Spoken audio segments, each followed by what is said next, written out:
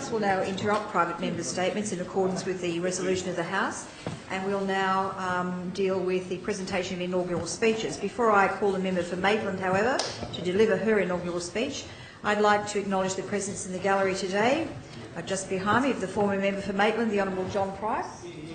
Welcome, John. Also local government representatives in the gallery today, family, friends and supporters of the new member. I welcome all of you to the Legislative Assembly today. I'll say welcome again to you, John, because you were talking when I welcomed you officially. Welcome. Nice to see you. So now I call the member for Maitland.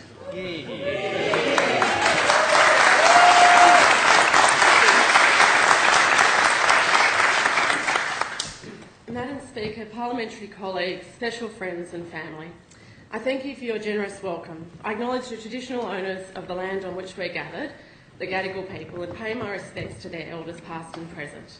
I acknowledge the traditional owners of the land where I live, the Wanneroo people, and pay my respect to their elders past and present. Maitland is one of the fastest growing cities in New South Wales, and our Aboriginal community is growing at an even faster rate. Recently I purchased an artwork for my office by local Aboriginal artist John Robinson, who grew up in the North Coast and lives in Woodbury. The painting combines Aboriginal and Western European styles. In one work, it encapsulates the story of Maitland, the old meeting the new, welcoming each to the other, valuing both our diversity of experience and our unique traditions and culture. It's a beautiful expression of the understanding that can be found when we share and embrace our individual cultures and experiences.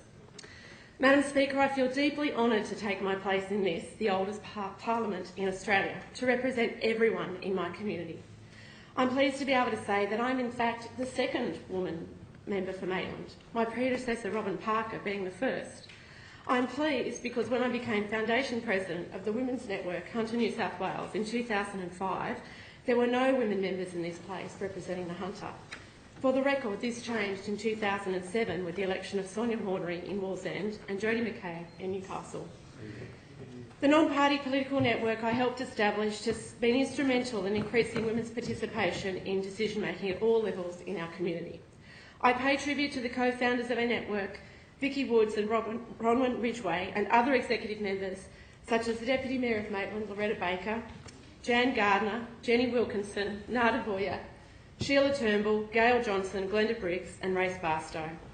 I pay tribute to the members of Emily's List, which I joined when it was first founded 18 years ago, and organisations such as the Labor Women's Forum, Maitland BPW and Women in Business Connect. These diverse organisations have helped many talented women within our community by providing forums where women can discuss issues of importance to them and develop their skills in representing our community. It's 90 years since Millicent Preston Stanley, the first woman in this place, made her inaugural speech, and there is still much to do. I'm lucky to have been assisted by those who came before me and those who now join me. I look forward to progressing women's issues right across this parliament for the benefit of all women and all in our community, and particularly those women who will come after us. I thank all of the women and men in the Labor caucus for their support, but particularly the Honourable Courtney Housas, the Honourable Sophie Kotsis and Jodie McKay, who encouraged me to run for the seat of Maitland for many years.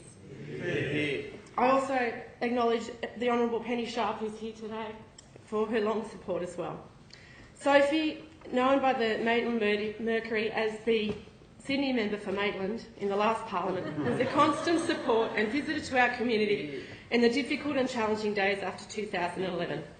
To the Country Labor and Hunter women candidates, particularly Kate Washington, Yasmin Catley, Jodie Harrison, Melissa Cleary, Sonia Hornery, Cassandra Coleman, who's here today from Bathurst, and Ursula Stevens, I thank you for your support along the way. It's been great to share this journey with you. Perhaps the most important woman of my life, though, has been my mother, Anne O'Connor, who taught me to read at the age of 3 and sparked my lifelong love affair with words and communication. My mother had been working as a library officer in the Commonwealth Public Service in Canberra and was one of the first women to receive paid maternity leave when she had me. As the parents of 3 girls, my father and mother never subscribed to stereotypes about women, so I never felt I was limited to one kind of role in life. My father, Jim, taught me how to restore furniture as a teenager, along with lots of other very hard labour, and I remember many hours discussing philosophy and the world in general in our shed as we stripped back old pieces of furniture. I was about 8 years old when I decided I'd follow in my mother's footsteps and commenced working at my local library as a volunteer.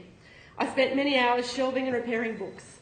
My father told me only in recent times that I was let go when the chief librarian found my letter to Santa in the library postbox and decided that I was perhaps a little too young for the world of work. I catalogued all the books in my own bookcases at home in rebellion. My activism started in earnest in 1985 during the first International Year of Youth, when I was selected to represent my school on an inter-school newspaper. But I was too busy to join the world of student politics. I got my first casual job at 15. I remember fondly the owner of the business, Mr. Erdman. He was an excellent role model for me years later when I ran my own business for his kindness and generosity to both his staff and his clients. At 21, I joined the Labor Party 100 years after it was first established. Later that year, I joined the Commonwealth Public Service in the Department of Immigration, where I read the sad yet ultimately hopeful stories of the many thousands of people who had unsuccessfully applied to come to Australia as refugees or migrants. I read with a deep sense of shame and embarrassment a question from an overseas school student to the Minister asking if it was really true that Australia had once had a policy that we would only let people with white skin into Australia. I moved to the Social Justice Coordination section, my dream job, where I drafted the department's agenda for women and coordinated consultations around Australia, hearing firsthand the stories of many refugee and migrant women. And when John Howard came to government, I soon joined the staff of the opposition for the member for Fraser, Steve Dagable, as his Chief of Staff. With Steve, I helped coordinate a meeting in Canberra of church and community leaders to affirm their commitment to multiculturalism. I was moved by meeting Sir Ronald Wilson of the Stolen Generation report, and I am so glad that we have apologised as a nation to our Indigenous peoples and later to those who were abused in institutions.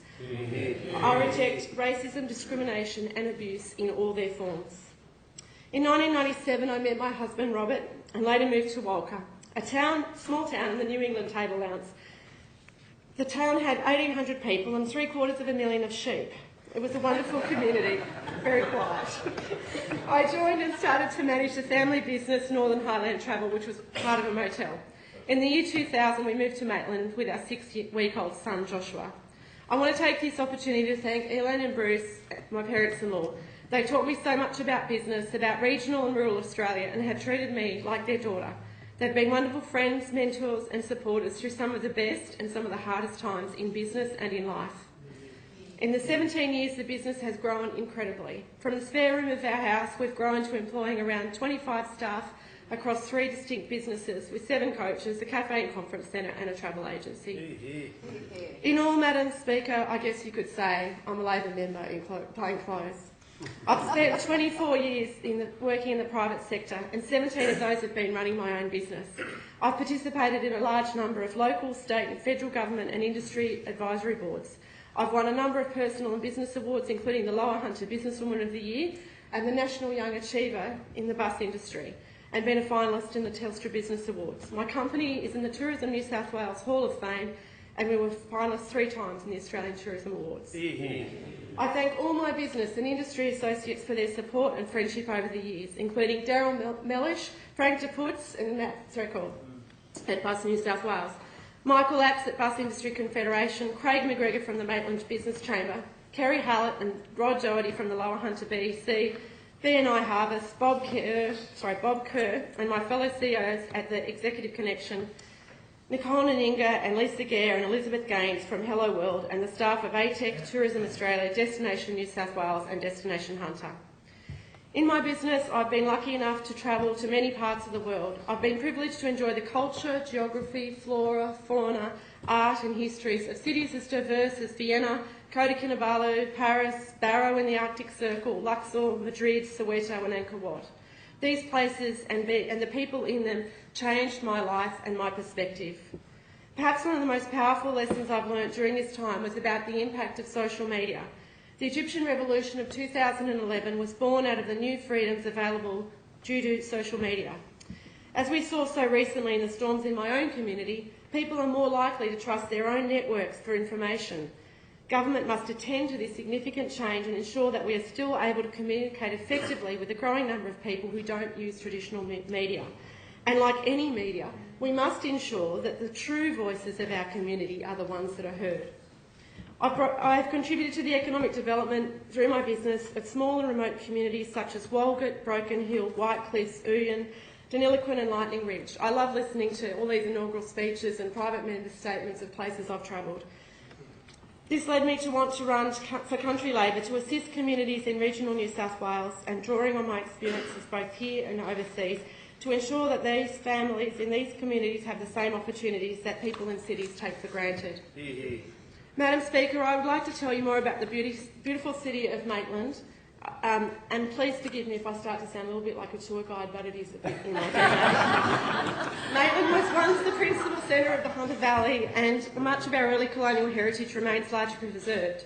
Much of our long history has been recorded in the Maitland Mercury, established in 1843, and one of Australia's longest surviving newspapers. Historically, Maitland was made up of 3 townships. In the early days, West Maitland was known as the People's Town and over time became our commercial centre. It was popular because of the rich alluvial river flats, as we know from the last few weeks, were subject to flooding, but also provided an important source of water, land for cropping and grazing and transport. East Maitland was the government town, the centre of administration, where many of our most historic buildings remain. Carolyn Chisholm had her home for female immigrants established here, and it was also home to the Lands and Water Building, the old George and Dragon Inn, the East Maitland District Courthouse opposite the infamous Maitland Jail, and the beautiful Anglican Church of St Peter's. Morpeth was a private town started by Lieutenant Edward John Close in 1821. Queen's Wharf accommodated the steamships of the Hunter River, and many iconic Australian family businesses such as Arnott's, Brambles and Sol Patterson started off here. Morpeth today is a major tourism drawcard, with Trevor Richards and Lisa Simmons-Webb having been major advocates for tourism there for many years. Maitland still has many rural communities, from Lochinvar to Duckenfield, Berry Park, Millers Forest, Phoenix Park and even parts of Woodbury. Tokau Agricultural School is located here, and we have our own wineries. My own home has a resident mob of kangaroos, possums and native birds. Much easier to leave when you don't have to put them in a pet motel. From a population of around 53,000 when I moved to Maitland, the current population is now closer to 75,000 people. Approximately 5 people move to Maitland every day to start a new life. Our population growth has added a suburban flavour to the outskirts of the city. Maitland's a town of diversity, a natural stepping point into a larger community for those from the bush and a tree change for those from the city. And those people from cities have come from all over the world. We bring many different experiences and expectations of life here. The 232 postcode in which I live is covered by 3 federal electorates, 3 state electorates and 2 local government areas, which in itself creates difficulties at times in coordinating economic development, but does ensure a wide range of interest in our community from politicians across the spectrum. Indeed, the headquarters of the Hunter Region Organisation of Councils operates from offices in Thornton. So, Madam Speaker, as you can see, Maitland started as and has retained its role as the true heart of the Hunter. The people of Maitland are resilient. We've just suffered one of the most devastating natural disasters in living memory. We lost a member of our community and 3 more in the nearby town of Dungog. Many were without power for over a week. Houses were damaged by water, sewerage, trees, and in Hunter Close, Lochinvar were even swept off their foundations. The whole community of Gilliston Heights was turned into an island for 6 days and have only just this week regained full road access. Businesses have suffered greatly as well. Throughout this disaster, the people of our community have worked together to help each other and those in towns affected around us. From one community, so many heroes emerged. People like Sonia Gannon and Patricia Ling from Gilliston, who led the volunteers to distribute food and water from the community centre, which was operated by Mark and Amanda Vance. Dr Shahid Saki and Dr Sarah Shandio and Mick Sager, who set up a voluntary medical clinic.